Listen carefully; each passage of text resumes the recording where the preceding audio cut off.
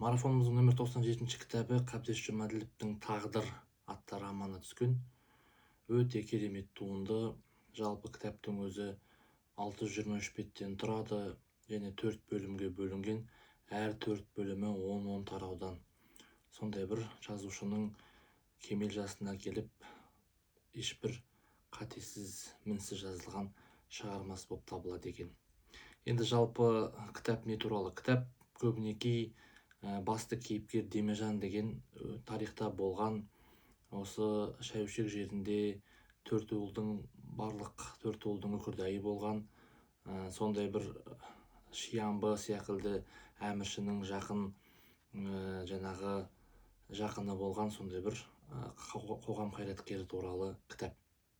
Енді бірінші бөлімінде жол торабы деп келеді. Жол торабының ең басында бұл кітап басталған кезде 1884 жылы 25 мамыр уақытымен басталады.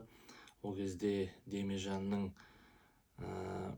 24 жастағы кезі, Бибі атты әйелі бар, жақында ғана үйленген 19 жастағы. Және сол Бибінің Демежан тұрсаңшы енді түс болды ғой деп оятуымен бұл роман басталады. Сөйтіп ол кезде Демежан Шиямбы дегеніміз қазіргі тілмен айтқан кезде білдей бір облыстың әкімі секілді әмірші, бірақ ол кезде оның билігі өте зор болған екен. Сол Шиямбының қол астында оқыған және сонда тілмаш болып жұмыс істеп жүрген кездері. Сөйтіп жұмысына барады. Жақында осы Қытай мен Ресей империясының арасында шекара жұмысы басталатынын біліп, ауылына сұранып, ауылына барып демалып келуін сұрайды жаңағы әміршіден. Сөйтіп ауылына барып, Бибіні аунатып, қонатып жүрген кезде осылай шекара бөлінісі басталады.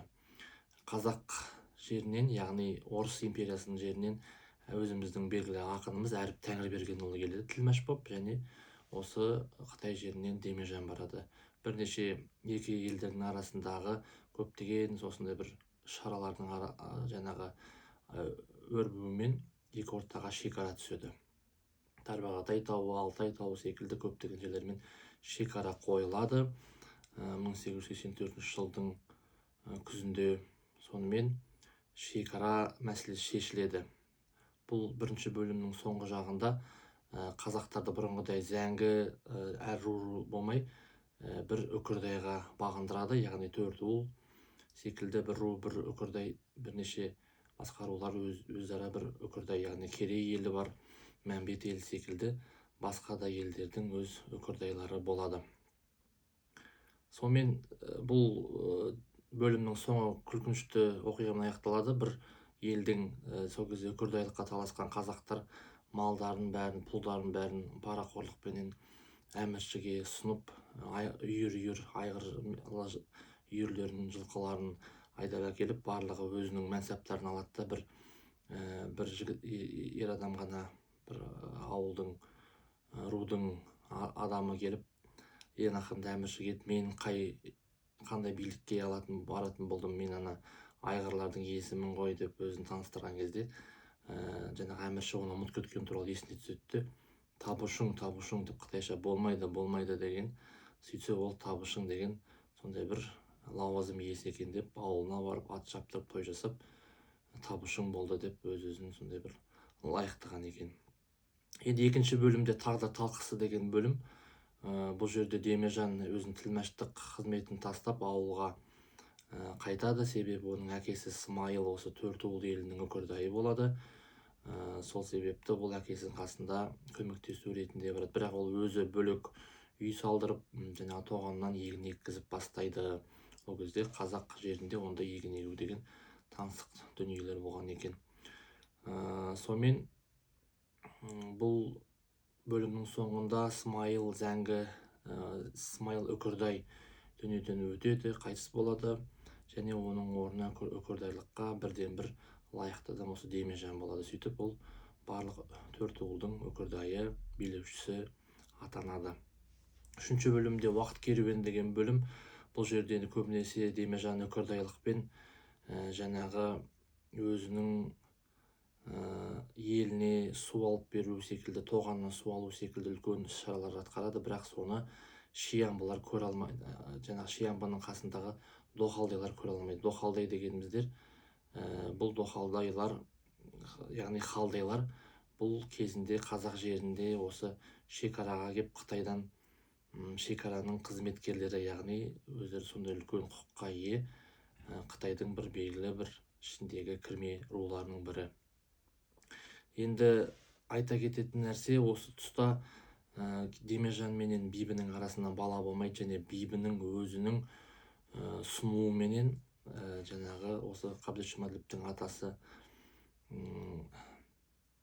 осы қазақ жеріне келіп күдірі би өзіне келін айттырып құда түсу келген кезде сол елден Ырысқан деген сұлу қызды Бибінің өзі ұнатып осы Демежанға тоқалдыққа алып береді. Кейін ол жаңағы Ырысқаннан 2 бала туады, бір ұл бір қыз. Сол баланы Бибі өз бауырына басып, өзі баласыз болса да керемет сондай бір тату тәтті отбасының шамшыраған болады. Енді бір айта кететіні, бұл жерде алдын ала айта кетейік, бұл тағдыр романы тура Абай жолы секілді. Абай жолы қазақ жеріндегі істерді танытса, бұнда осы Қытайдағы қазақтардың, Қытай жеріндегі Шәуешек, Шыңжаң жеріндегі қазақтардың өмірі паш етілген.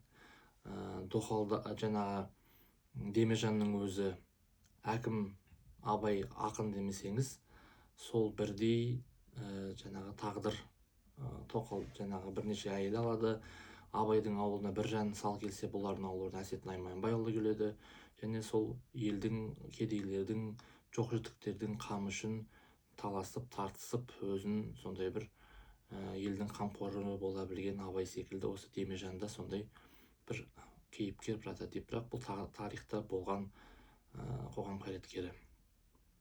Сонымен бұл қызық оқиға сол жаңағы екінші әйелдікке Ырысқанды Бибінің өзі алып беруі, бұл да көп кітаптан кезікпейтін ерекше құбылыс.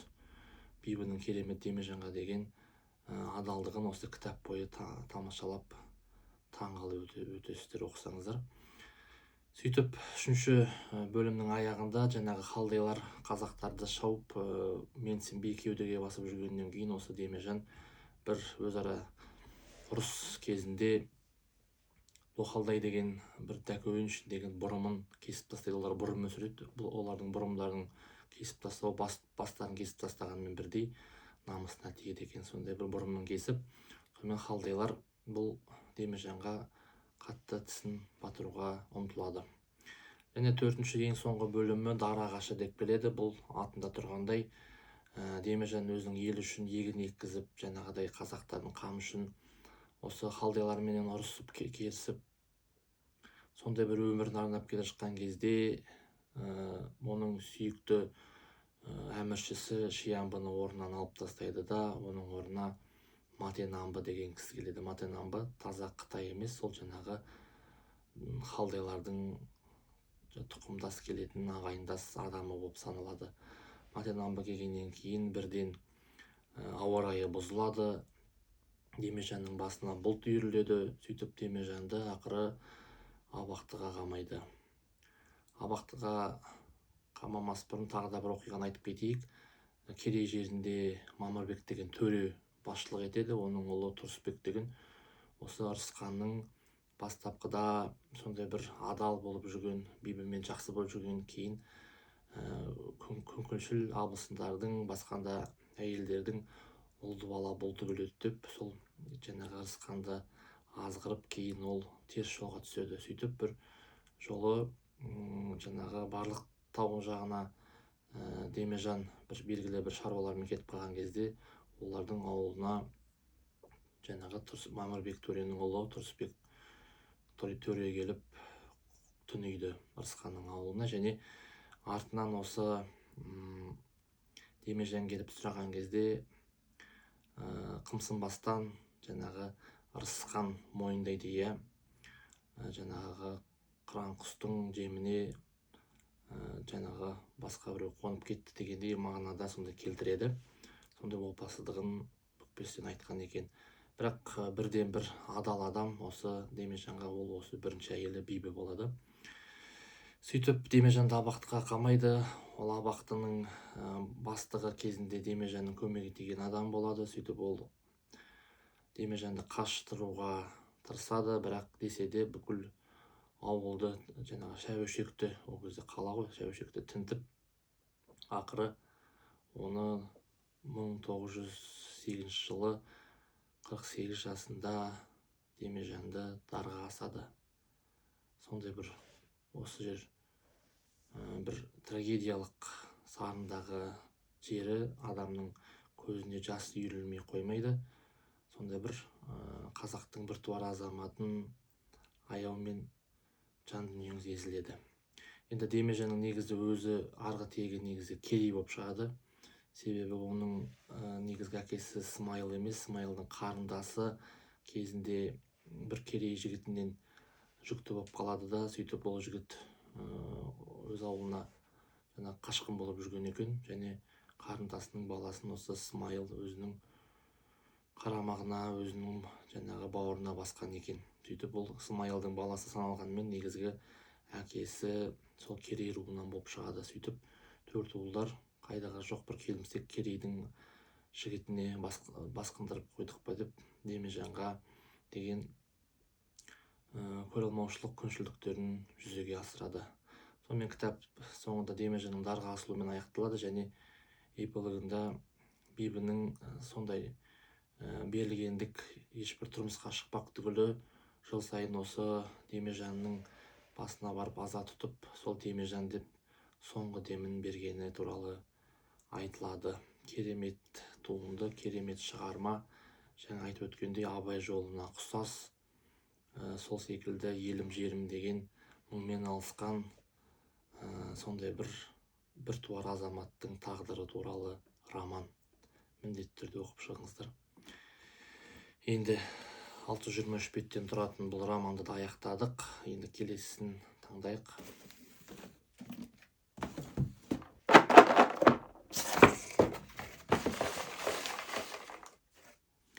Келесі оқитын кітабымыз Ілияс Есенберлин «Көшпенділер» трилогиясы.